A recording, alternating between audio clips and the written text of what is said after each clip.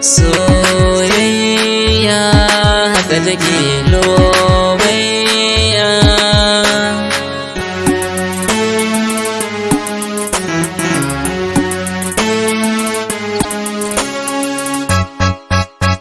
Muradina a bar suna cikin mata ba ta da wari.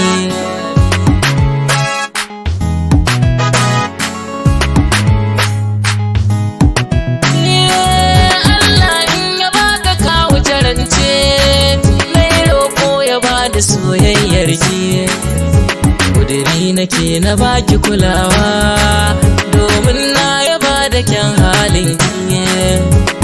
Kin yi abin da zani yabawa, burina a ce na kare haƙin ki.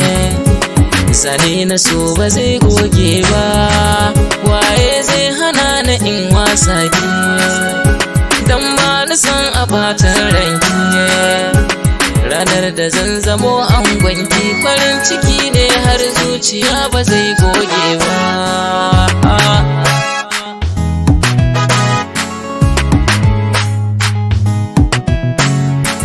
Wanda ya samu wadda ke kishinsa, daɗi ko wuya ya ba ta kulawa, da shi na so akwai amfani. Ni nau'ar ruwa nake bayarwa,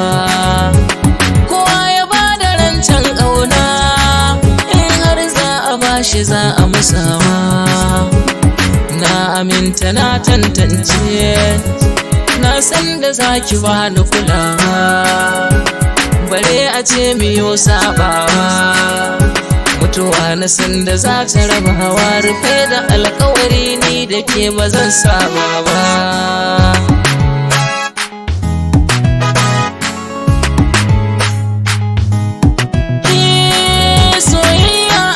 Ka sanya tunani yau ta dame ni gashi na zazzare, daɗin alƙawar a ce a cika shi, na ɗauna kicin daga ma a tare. Kin fi kyau da kin saka sare, amma ta kwaba ta da wari.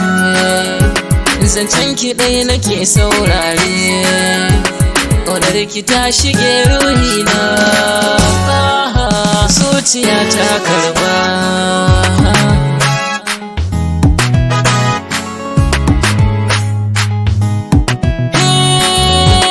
Kisan da so yana damuna, sai na same ki hankali zai kwanta. So nake ki sake tunani, ba wasa a so hakan na karanta. Sako na baki ke karbawa, so nake na rubuta.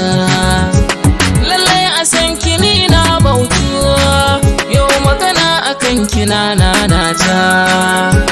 Guri garan ki zambin mata, dukan abin da ke ruhina yau na bayyana shi ban saba ba.